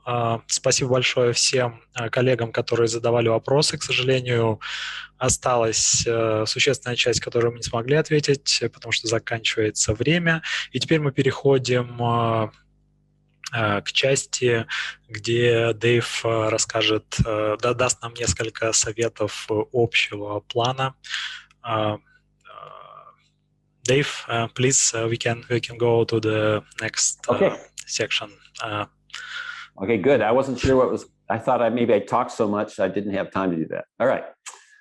So I started. A friend of mine, a professor at another university, started giving these life lessons at the end of her talks, and I said, "So why do you do that?" That was really interesting. I learned a lot. But why do you do that? He said, "Because people think that if you've had success in your life, that unlike other students or younger people think, well, you haven't had the problems I've had, that you've just had a perfectly smooth life, and or I have all these challenges, so I can't." And so she started doing that, and so I imitated her to start doing that. So I'm going to tell you kind of my life story, where I came from. Whoops. So first, before I do that, I thought, given my senior status, I'd pass along some advice as how to get started. So there's 4 books that I think you should think about to help you shape your career if you're starting your career. Let me start off with the rightmost one. If, you know, a Strunk and Write is how to write well in English. I don't know how to help you with Russian, but it's great advice. Strunk really emphasized brevity, and he emphasized brevity so much. The book is really short, and it's actually physically small because it's not that many words of text. And I think it's just a wonderful guideline on how to communicate well in English. Second one, moving from right to left, is this book by Dale Carnegie. It's How to Win Friends and Influence People. Technology is a team sport, as I'll say then. And how do you get people to, how do you motivate people to do what you want them to do? How do you get along with people? And the book was written a long time ago and has been remodeled, the advice is still solid and certainly made me think about things. Next from right to left is the 1 Minute Manager. A lot of us love technology. We don't want to become managers, but to be able to get work done, we often have to become managers. For me, I became chairman of the computer science division at UC Berkeley, and I became president of ACM. So that's kind of these management responsibilities of things you have to do. And the 1 Minute Manager talks about how do you manage down, how do you keep the people who work for you happy, as well as how do you keep the people above you happy. And it's another short book you have time to read.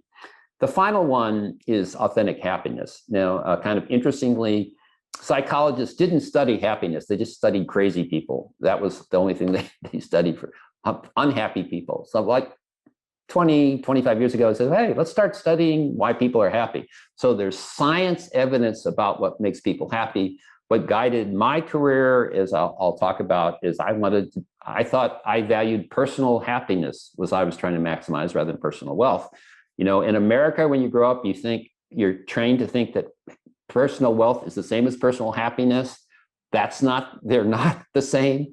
There are very unhappy billionaires in the United States. I would say our former president, Donald Trump, is an example of one unhappy billionaire. But I would recommend aiming at happiness, and that book gives you some ideas of what's important. Family, friends, having something you enjoy doing, maybe a spiritual side. But I'd encourage you to read that book. Okay. Now let me tell you kind of my story. I was an accidental computer science student. I was a wrestler in high school and in college. But no one in my family or in my ancestry had ever graduated from college. So and I was the oldest one in my family of the siblings. So the goal was to get a bachelor's degree in college in something, and that was success. Here's a picture of me in my wrestling uniform in college. That's my younger brothers and sisters on the left. And that's me in the back row. The guy next to me, Rich, is my best friend still to this day. We were, I don't know, if best man at each other's wedding. I hope that translates into Russian. And we still see each other, and we both got our vaccinations. We're going to do a vacation with our wives momentarily. We're still good friends. I was a math major at the time. There was no computers in my high school. And when I got to college, I knew of computers, but I had no particular inclination to take them. In the end of my junior year, a math class was canceled, so I took a computer course, just kind of filling in a gap to fit my schedule, and I loved it. At the time, it was really this ancient technology, which is called punch cards. You'd actually program by putting holes in cardboard, and then you wrote in Fortran, which seems prehistoric, but to kind of explain it, still you can get that excitement. If you think about it, maybe your parents played video games when they were young, and it was just as exciting, even though the graphics was awful. You could still get that same excitement about the ideas in your head coming alive in programming back then. So once I took my first programming course, I was hooked. And everything my senior year, I took in business school. Even though there was no undergraduate major, I took as many computer courses as I could.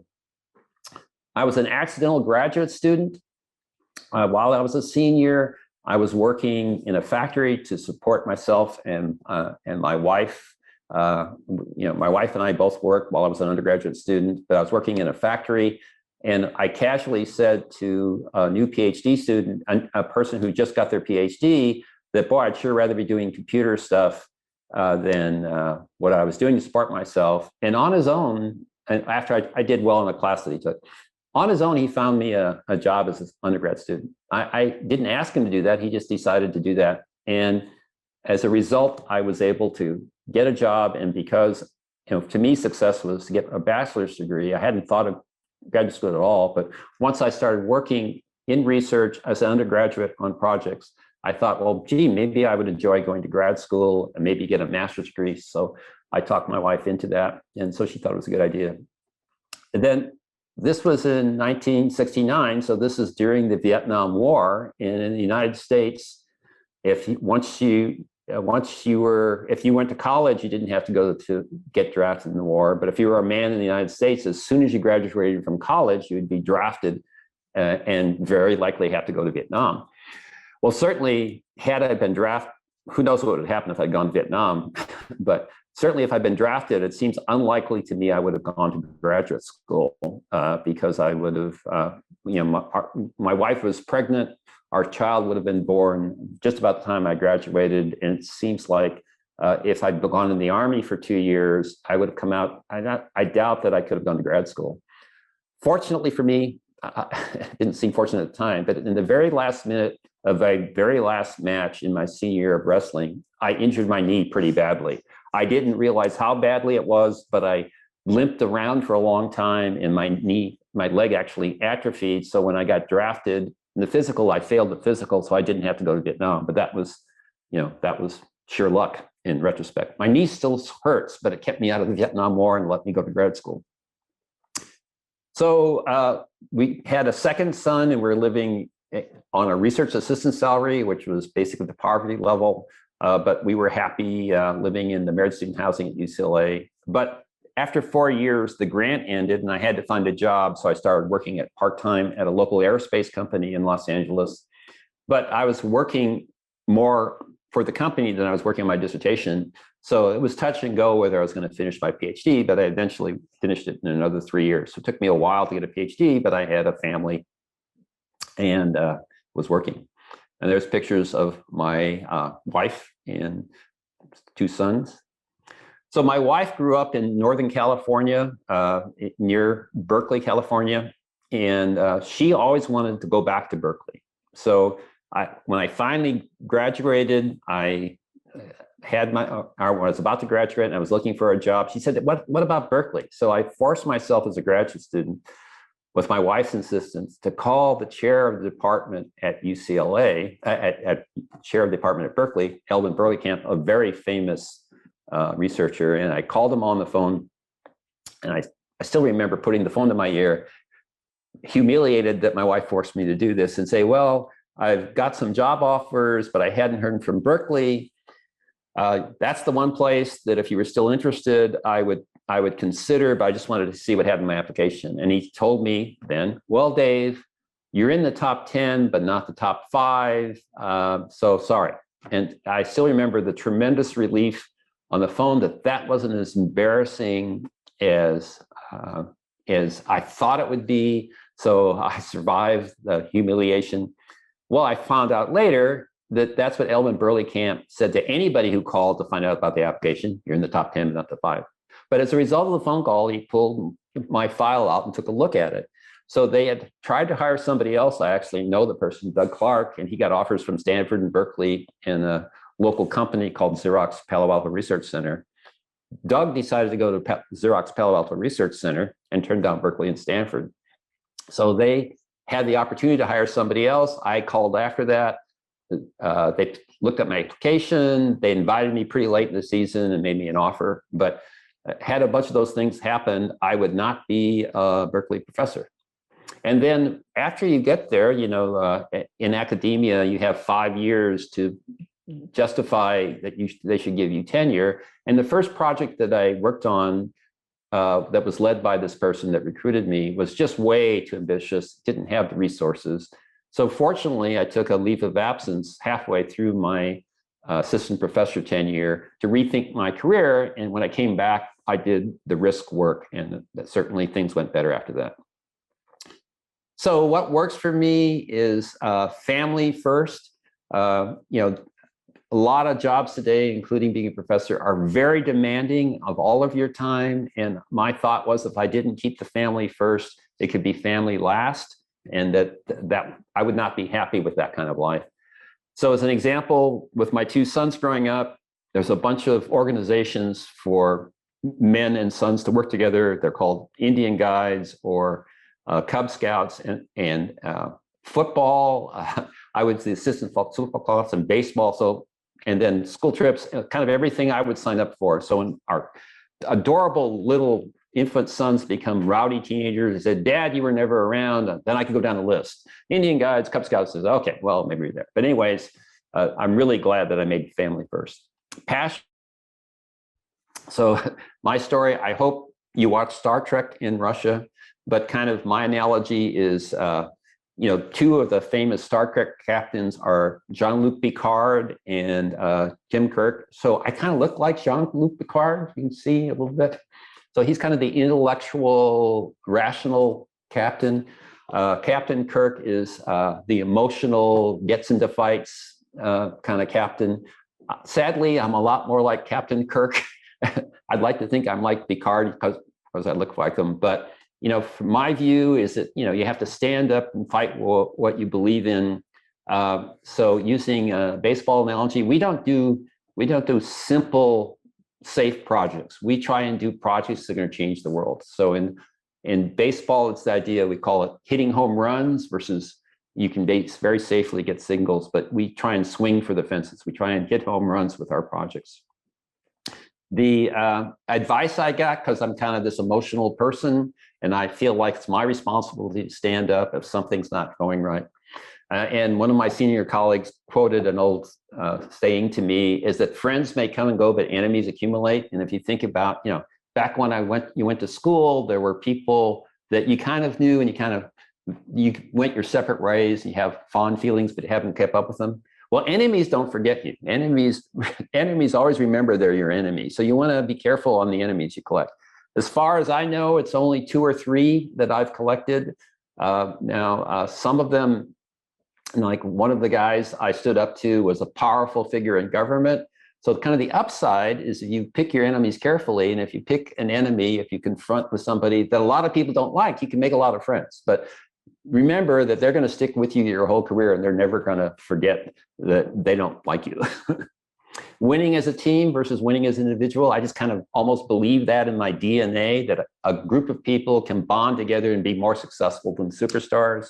I think, ironically, it came from wrestling, that wrestling is an individual sport, but both my high school coach and my college coach believed that if we bonded as a team, we would be more successful, and we were. We were state champions, as a team. And so I think I learned how to bond people together and form teams from my wrestling experience. And I really like putting teams together and winning as a team.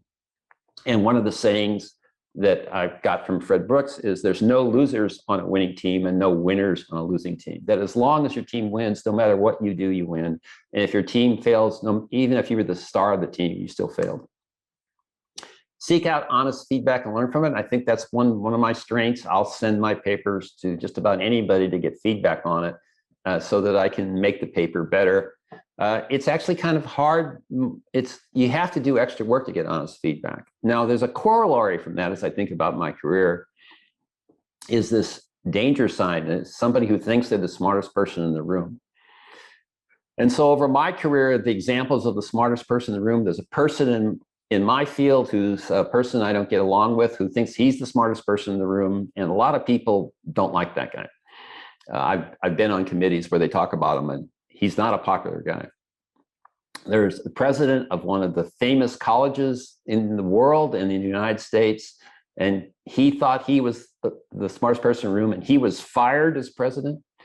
There's an energy company in the United States that their founder and president thought they were the smartest people in the room, and they are convicted felons, go to prison kind of people. And amazingly, there's a brother of one of my ex-brother-in-laws who thought he was the smartest person in the room, and he's a convicted felon. So what's wrong here? Were they not smart? I think they were all smart. I think what the flaw is if you believe you're the smartest person in the room, you think you can't learn anything from sharing your ideas with other people in the room, sharing your friends, because you're smarter than all of them. What do they know that their advice isn't very useful? And that's a huge mistake. So I think in general, you want to share your ideas with others to get feedback on them before you implement them. But in any case, at least a lesson, if you run into somebody who thinks they're the smartest person in the room, you just, run away. They're likely to be a disaster.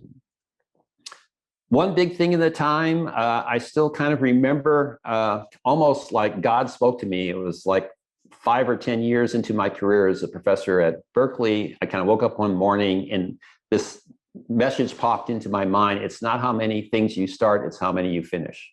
And it seems kind of trivially true, but after I had that recognition, the voice from God, I started doing things differently. I started doing you do a lot of things as a professor, but if there's a big thing, I don't do one a year.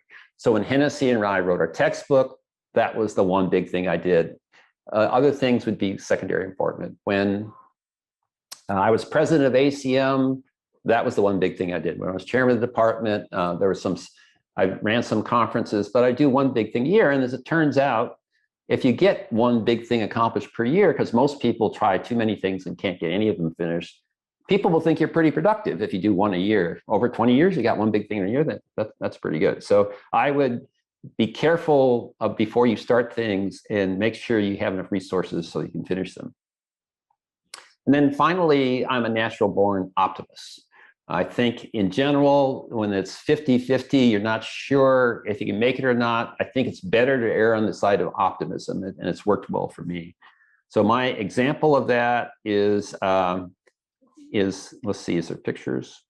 Yeah, my example of that is back when, I guess this kind of gives it away. When I was a teenager, at the time, I just started dating. I'd only dated, I think the second girl that I dated, I really liked her. And so I asked her if we could be exclusive. At the time, it was referred to as going steady. And she had dated other boys and she was only 16. So she said, well, Dave, I don't know how to say no. So me, as both an optimist and a logical person, thought, great. And I hugged her and thanked her. And in her mind, she said, well, in a couple of weeks, I'll let him down. But right now, I just can't crush him. But, so far, she hasn't let me down yet. We've been married 53 years. That's my wife. So that was absolutely a case of optimism working for me. Now, if you've been married 53 years, people will seek advice, like how could you have such a long marriage? So let me end my talk with the 9 magic words. So these are, I believe it will turn to Russian. You'll have to figure out how many words it is, but it's only 9 words that you should be able to remember. This is how you can have a successful, long relationship. This is what you need to say. And it's only 9 words in English. And the first, give you 3 of the words, the beginning sentence, I, you, and I. How hard is that to remember? And what do you need to say? I was wrong. You were right. I love you. You got to say all 9 words. You can't say, I was wrong. You were right. You're a jerk. No, that's not okay. You have to acknowledge the acceptance. So that's my life story and my secret for how to have a long relationship. And thanks very much. Okay, so with that, I think we will conclude today lecture. It was really a pleasure and privilege to have you here today with us, David. Thanks again. Appreciate it a lot. And for the rest of our audience, спасибо большое, что присоединились к нам сегодня онлайн. Надеюсь, вы получили такое же удовольствие, как и я, например. Следите за анонсами. Вскоре начнется новый блок лекций, посвященный высоконагруженным вычислениям. Спасибо, что были с нами сегодня.